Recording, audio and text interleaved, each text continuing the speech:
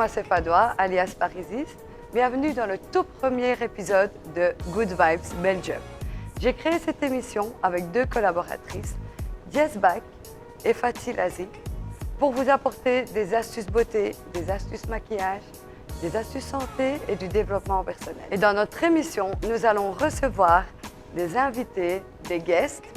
Et pour cela, je vous fais participer à notre hashtag Wanted, où à chaque fois que nous allons lancer un hashtag Wanted et le nom d'un artiste, vous serez là pour partager avec nous et vous poserez toutes vos questions à cet artiste que nous recevons. Et pour notre première émission, nous avons déjà reçu Manzoul et Malik qui nous ont fait découvrir leur univers. Bouge à la maison, l'émission qui se passe sur Tipeee tous les matins. D'ailleurs, leur troisième saison sort le 1er février. Je vous laisse découvrir tout ça. Salut. T'as une chance sur deux. Je te laisse choisir. Non, raté. Non. Malik Manzoul. C'est une question qui mérite plus que 2 mots. Comment on pourrait répondre en une phrase courte mais des jeunes ambitieux qui veulent conquérir le monde. Ouais, j'aime bien ça. Jeunes sportifs ambitieux et rêveurs qui veulent conquérir le monde. Exactement, c'est mon plus gros rêve. J'ai envie de jouer dans un film. J'en ai des frissons là parce que ça me prend en trip. J'ai envie de jouer dans un film, j'ai envie de devenir acteur. Et Hollywood, c'est la destination finale. Moi, je pars du principe que pour réussir, tu dois être différent des autres, tu dois te démarquer, tu dois avoir ta touche personnelle. Et je pense que le fait déjà qu'avec mon frère, on est des athlètes professionnels de calisthenics, c'est très rare en fait. Et du coup, je pense que s'il y a cet avantage-là, le fait que je parle 6 langues aussi, ça peut être un avantage. Le fait qu'à Hollywood, voilà, ils vont avoir un visage européen. Et je pense que tous ces petits facteurs que j'ai peut être une grande différenciation là-bas au Hollywood. Et j'espère en tout cas, si Dieu, l'univers, la vie m'accorde ceci. Moi, je suis souvent mon frère. Je suis un peu ses traces. C'est vrai que devenir acteur, c'est un rêve ultime. On a toujours rêvé d'être derrière l'écran, pas face à l'écran. Et voilà, là on a fait un premier pas avec la télévision tous les matins sur l'émission Bouge à la maison. C'est déjà énorme de voir nos parents nous regarder tous les matins à la télé. Mais si en plus de ça on pouvait devenir vraiment acteur, c'est vrai moi je pense qu'on aurait réussi. C'est un truc ça me rappelle directement le jour où on est arrivé en Belgique à l'âge de 6 ans et 5 ans. On a directement, mon père nous a acheté la télévision et on voyait la télévision pour la première fois de notre vie. Et on a directement, avec les chaînes américaines, été inspirés et frappés par les chaînes genre Nickelodeon, MTV, on voyait Shia LaBeouf, les sœurs Olsen. Et je vous promets, quand on était là devant la télévision, assis par terre, on regardait ces acteurs-là jouer. Moi, sincèrement, et je m'en rappelle encore, même si j'étais gosse, je me voyais derrière la télé et attirer l'attention des gens parce que c'est ce qu'on voulait faire, on voulait jouer un peu les comiques, attirer l'attention des gens. Pas trop comique non plus. Pas trop comique non plus, mais je veux dire, amuser la galerie quoi, simplement. Ouais, c'est ça. Ouais. Exactement, pas mal. Hein. Pour connaître la suite des réponses, nous passons d'abord aux astuces beauté avec Fatih Lazi. Hello tout le monde, moi c'est Fatih et mon rôle dans l'émission Good Vibes Belgium est de vous partager des astuces santé et beauté. Aujourd'hui, dans cette première vidéo, je vais partager avec vous une astuce coup de cœur pour moi qui est un masque antibactérien, anti-inflammatoire, antioxydant et qui permet d'éclaircir les taches brunes. Pour ce masque, nous avons besoin d'une cuillère à soupe de yaourt nature, d'une cuillère à café de miel et d'une cuillère à café de curcuma, donc l'ingrédient le plus important de cette recette. On mélange. Voilà la matière que vous obtenez, donc c'est un mélange homogène comme vous le voyez. Comment appliquer le masque? Tout simplement en appliquant sur le décolleté, sur le visage et sans hésiter à l'appliquer sous les yeux parce que ça réduit les cernes. Vous pouvez appliquer ce masque 2 fois par semaine et pour les peaux acnéiques, n'hésitez pas à l'appliquer 3 fois par semaine. J'espère que cette astuce vous aura plu et on se dit à la semaine prochaine pour une nouvelle vidéo. Si on n'est pas marié, on est célibataire. Je remercie Dieu d'être en vie et de me donner cette occasion de pouvoir vivre et de pouvoir réaliser mes objectifs et mes rêves. Et 15 minutes de méditation, on en parlait, je le fais tous les matins, c'est vraiment important, ça me permet vraiment de relâcher et de me concentrer vraiment sur moi-même et d'être dans un état neutre en fait, tu vois. C'est vraiment important pour moi. Et puis après, je m'étire, je pense que toi tu le fais aussi. Je m'étire directement, l'étirement rend de bonne humeur et voilà, je commence ma journée comme ça. Si c'est pour y rester pendant un long moment, mes sources comme la montagne. Ouais. Moi je t'aurais répondu la mer sans aucun souci. Et la montagne pour moi, je sais pas, je trouvais pas d'inspiration dans la montagne, je trouvais pas de kiff d'aller là-bas.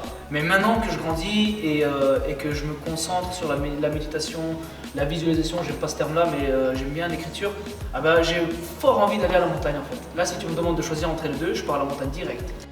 Faut traiter les gens, faut pas dire une mauvaise réponse. Le mec va dire une canne à pêche, Peut-être un kit de survie, ouais. Kit de survie. Peut-être, ouais. Tu sais, les kits pour faire un feu ou pêcher, c'est juste un petit pack comme ça. Évidemment. Si je peux prendre les deux, je prends les deux. Ça va, une femme c'est un très bon GPS pour l'homme. Moi je prendrais un carnet et un stylo. J'adore écrire, j'ai trouvé une passion pour les mots, je sais pas pourquoi depuis l'année dernière, j'adore écrire. Et je pense que si je dois prendre un truc, c'est un carnet et un stylo. Ouais. Surtout qu'on est des bons bricoleurs, donc on a besoin de rien pour vraiment se démerder, désolé du terme. Là principalement j'écris des poèmes. Je sais pas pourquoi j'écris des poèmes. C'est incroyable. Même moi j'en reviens pas parce que j'aurais jamais pensé à écrire ce genre de choses-là. Et j'aime bien parler de ma vie et d'où est-ce que je vais en aller, ce que je veux faire dans 5, 10, 15 ans par exemple.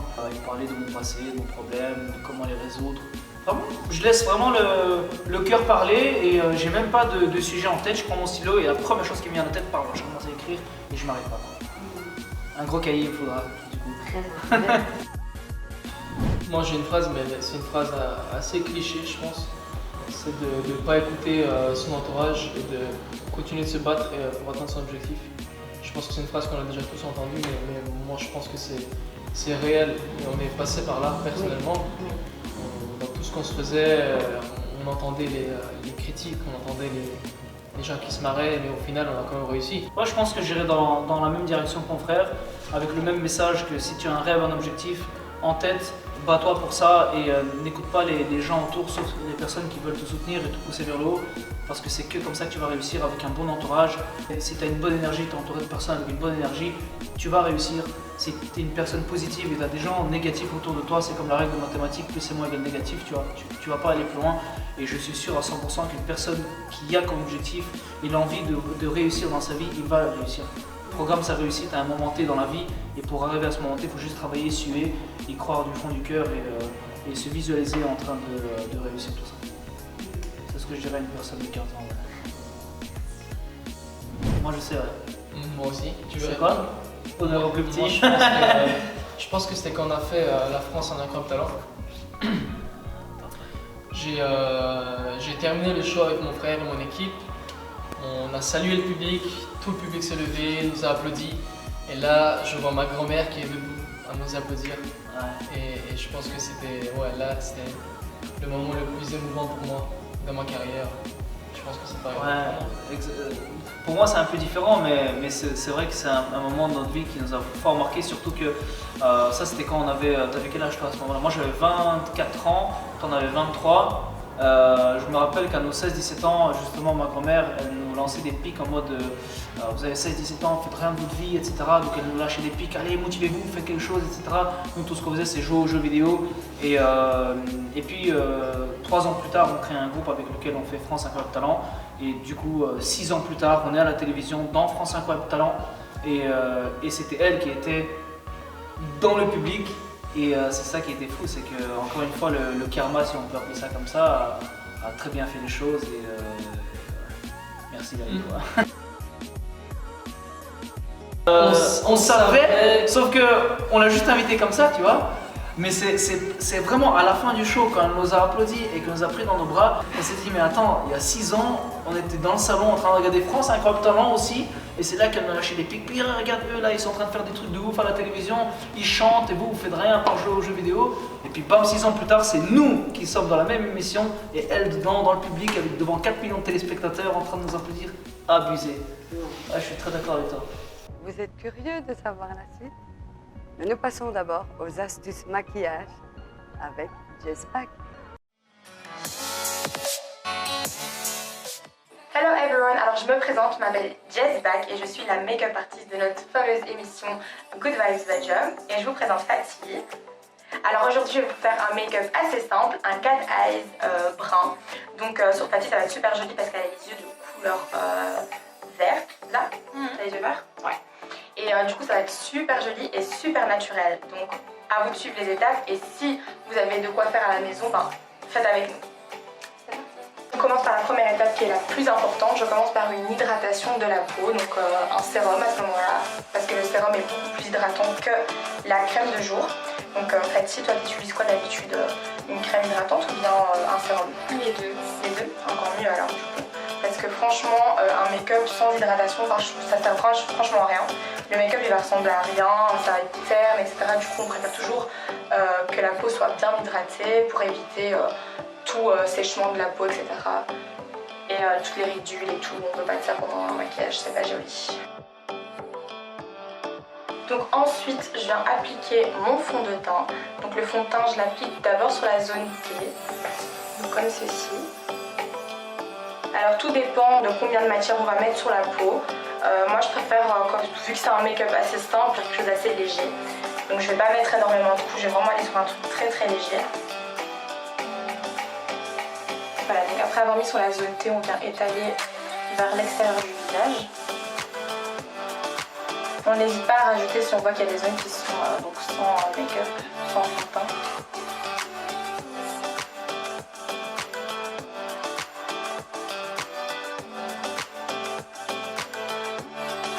Voilà, donc j'en mets également un peu sur la paupière parce que je vais venir maquiller la paupière après.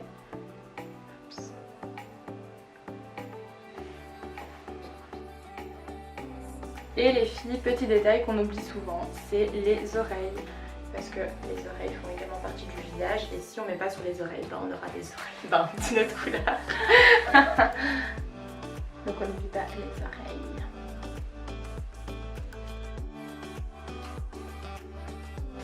Ensuite on passe au concealer. Donc pour le concealer, ce que je viens faire, c'est, vu que c'est un maquillage assez simple, je vais pas mettre énormément de concealer, ça sert à rien. Je vais venir juste illuminer les parties du visage qui m'intéressent le plus. Donc là c'est coin interne de l'œil, coin externe de l'œil, donc des deux côtés. Hop. Et je viens un peu sur le menton, bout du nez et le front. Je trouve que c'est les parties les plus jolies à illuminer. Donc là j'utilise un petit beauty blender. Je viens estomper. Donc quand c'est un concealer, on estompe, on n'étale pas. On n'étale pas. Faire bouger la matière. Exactement.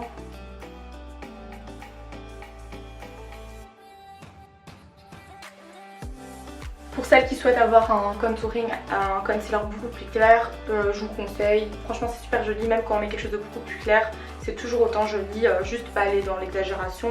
Mais en soi, moi j'irais 2 à 3 teintes en dessous de la teinte du fond de teint. Donc là j'étais à 2 teintes en dessous de la teinte de Fatih. Voilà. Ensuite, mon astuce un peu secrète, ben, c'est le pinceau propre. Moi j'utilise le pinceau propre pour venir matifier le visage. Pourquoi? Parce qu'en fait j'utilise pas de poudre, c'est très rare que j'utilise des poudres, tout simplement parce que je trouve que la poudre assèche énormément le visage et je trouve ça pas très joli. En vidéo on peut croire que c'est joli mais en réalité c'est pas très joli. Quand tu t'approches, ouais, quand voilà. tu regardes les détails. Ouais voilà, le baking en vrai c'est clairement Pour les photos. m'as-tu vu ouais, sur les photos etc. Et en vrai c'est pas si joli que ça. Donc moi j'utilise à ce moment là un pinceau propre et ce pinceau propre va venir matifier la matière qu'il y a sur mon visage. Donc je fais des cercles comme ça. Hop. Tout en ne pas bougeant la matière bien sûr. C'est vraiment juste pour avoir un fil au-dessus du make-up. Petit mouvement circulaire. Petit moi j'ai dit des petits ronds. Des petits cercles. Voilà, donc on peut déjà voir qu'il y a certains endroits qui étaient déjà très brillants, qui deviennent du coup hyper verts.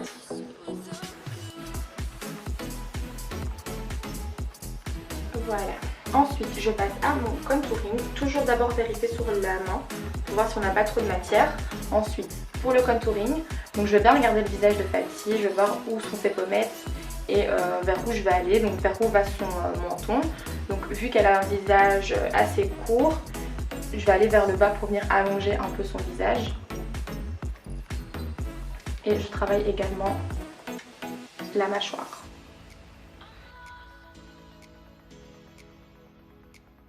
Le contouring n'est pas forcément obligatoire.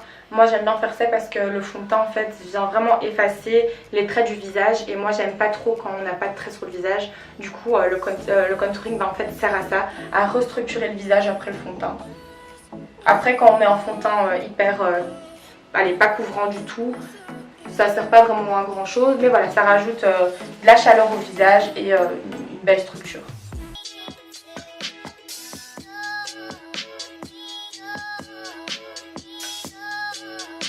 Voilà, je fais le front. Fatih elle n'a pas forcément besoin de beaucoup sur le front parce qu'elle n'a pas un grand front. Je fais légèrement le nez. Fatih elle a déjà un nez fin, du coup j'en mets vraiment un tout petit peu. Hop, je vérifie qu'il n'y ait pas de tache. Voilà. Ensuite, ce que je fais, c'est que je reprends mon pinceau propre et je reviens travailler la matière, mais uniquement où j'ai placé en fait la matière, donc où le contouring était. Donc là, je viens travailler la matière uniquement où j'ai mis le contouring en fait, pour venir estomper et rendre la matière aussi beaucoup plus naturelle. Voilà, très légèrement. Ça m'endort le pinceau. Ouais. Il y en a beaucoup, moi perso ça m'endort pas du tout. Genre moi ça m'irrite à un moment donné, je supporte plus. Ensuite on va passer au blush. Donc le blush, pourquoi j'utilise du blush? Parce que tout simplement ça va donner une bonne mine, une couleur au visage. Je trouve ça super important. Donc là, surtout en ces temps très qui n'ont pas de couleur. Et du coup, ouais, hop. Je viens travailler vraiment sur la joue et la pommette. Donc là on peut voir, je mets un peu n'importe comment. Je dépose la matière. Donc après avoir déposé la matière, je reviens avec mon pinceau propre et je reviens travailler la matière pour que ça fasse vraiment un effet naturel. Parce que c'est le but, le but c'est que ce soit vraiment naturel. Voilà, donc là je viens matifier le tout encore une fois et je rends ça bien naturel. Je fais fondre ça dans la peau avec le pinceau propre. Avec le pinceau propre. Ensuite pour les sourcils, moi j'utilise un crayon. Donc je viens tout simplement remplir le sourcil. Donc Fatih elle a déjà les sourcils très foncés, donc on n'a pas forcément besoin de les foncer encore plus. Fatih ce qu'elle fait en fait c'est qu'elle a enlevé un bout de sourcil pour pouvoir retravailler son sourcil par après. Donc oui, on peut croire qu'elle est un peu folle, je vous l'avoue.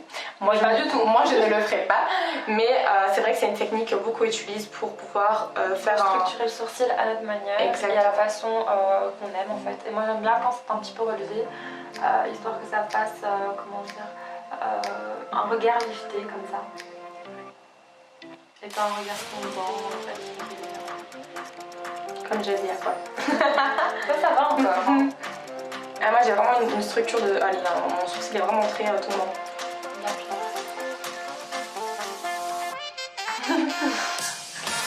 Voilà.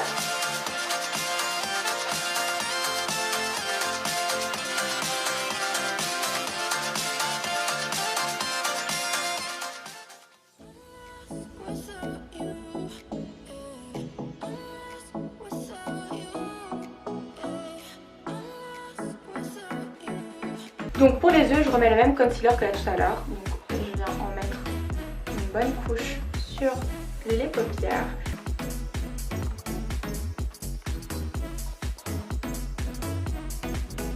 Ensuite, là je viens matifier mon œil de la même couleur que la paupière, donc assez clair, pour matifier ma paupière et pour que la pose en fait de mon fard soit beaucoup plus facile à appliquer. Donc les filles, il est super important de prendre ces pinceaux de la bonne manière et de les utiliser de la bonne manière. Donc quand c'est pour quelque chose de très précis, on rapproche les doigts du pinceau, comme ceci. Et quand c'est quelque chose de pas du tout précis, on l'éloigne. Donc ça c'est pour flouter, ça c'est pour quelque chose de précis. Voilà, là on est sur quelque chose de pas du tout précis, donc on peut éloigner le pinceau, comme ceci. Donc comme je l'avais dit, on va faire un cat eyes assez simple. Donc c'est un look que j'aime beaucoup tout simplement parce que ça fait en même temps maquillé, mais en même temps voilà, on a un petit look naturel, du coup je kiffe de dingue et c'est un truc que je fais souvent sur moi-même. C'est plus léger que le liner normal. Ouais voilà, du coup c'est ce qu'on va faire sur toi. Donc là on va commencer par tirer une ligne du coin extérieur de l'œil. Hop. Hop.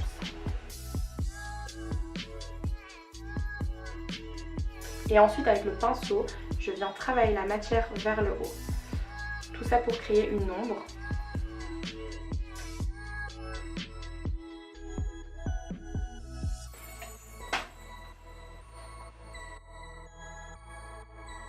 Voilà, donc là j'ai créé ma petite ombre. Je fais la même chose de l'autre côté.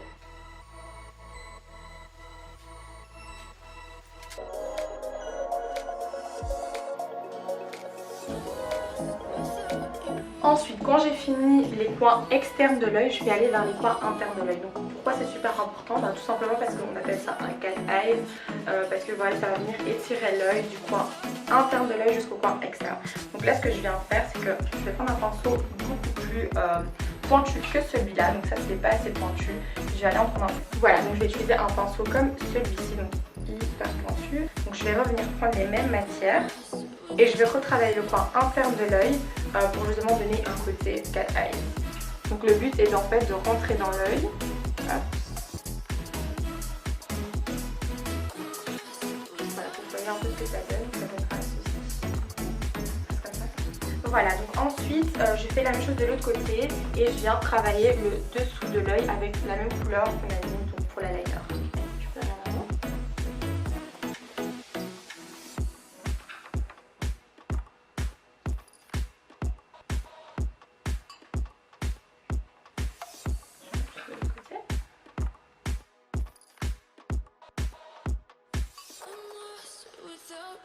Je sais, c'est pas la partie la plus agréable.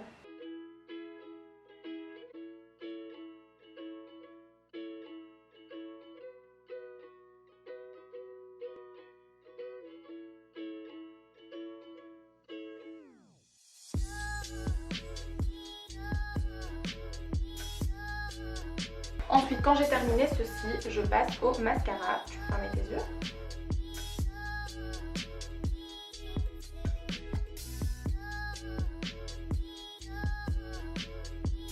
Alors, je commence par mon premier faux cil. Donc, mon premier faux cil, je place au milieu, donc au centre. Ensuite, je colle aux extrémités.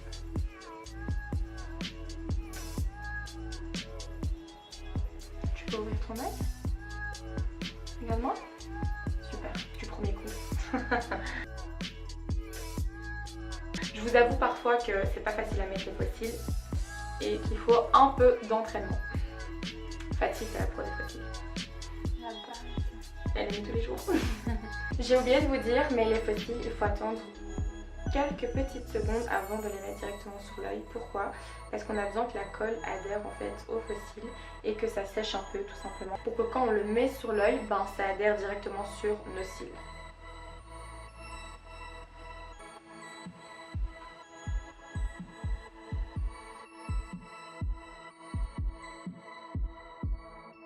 C'est juste pour venir faire le contour des lèvres.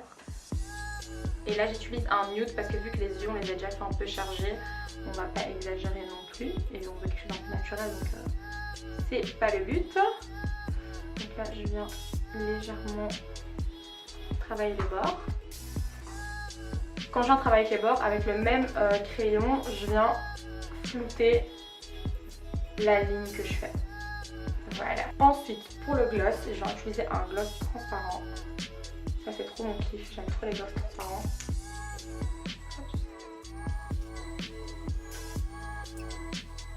Voilà. Que t'es jolie, Fatih, comme ça. Alors pour la touche finale, les filles, l'highlighter, c'est pas... C'est la base, hein. c'est la base. Donc moi j'en mets vraiment... C'est comme un drone sans sauce, si on met d'accord. Donc voilà, hop. Sans crédité, sans viande. J'en mets vraiment sur la pommette. Voilà. Mais que t'es jolie. Je ne le vois pas, mais je suis sûre que Le make-up est super joli. Donc voilà, c'était le petit tuto make-up assez simple. Donc c'était un 4 eyes. Yes. Donc ça va, je pense que tu vas savoir refaire la même chose à la maison. oui, bien sûr. Même si t'as rien vu. Même si je Je te fais Voilà. confiance. C'est l'instant. regarderai la vidéo de toute façon. Voilà les amis, c'est la fin de ce petit tuto make-up assez simple à réaliser. N'hésitez pas à mettre un petit hashtag où vous avez réalisé le make-up. Et on se retrouve pour une prochaine vidéo. Bye. Moi, mon expérience la plus folle, c'était quand je suis parti aux États-Unis en janvier 2020. J'ai abandonné tout ce que j'ai construit en Belgique. J'ai sacrifié mon métier, tout ce que j'ai fait en Belgique. Je me suis dit ok basta, j'ai récolté de l'argent, je me casse aux États-Unis pour mon rêve d'acting, de cinéma. Et je me suis dit la meilleure façon de pouvoir devenir un acteur, c'est de partir à la source entre guillemets et d'aller là où il y a les acteurs. Donc je me suis barré là-bas avec un pote, mon frère nous a rejoint. Et ce qu'on a vécu là-bas, sensation ineffable, expérience ineffable, c'est vraiment incroyable parce que je ne saurais pas vous le dire là, c'est des trucs de malade qui s'est passé là-bas et c'est l'expérience la plus folle de ma vie. Partage d'expérience et de savoir-faire pour améliorer la vie de quelqu'un d'autre. Moi je pense directement à Amérique, je sais pas pourquoi, parce que là-bas il y a cette énergie justement, il y a cette transmission de bonne énergie et je pense que la bonne énergie malheureusement c'est un peu là-bas qu'on le retrouve. Ici avec le mauvais temps, je pense pas que ça aide, mais la première chose qui me vient à l'esprit c'est Amérique. De dingue, ouais. Sincèrement. Vous êtes contente de la réponse? Bien sûr. Plaisir partagé. Merci à vous. Avec grand plaisir.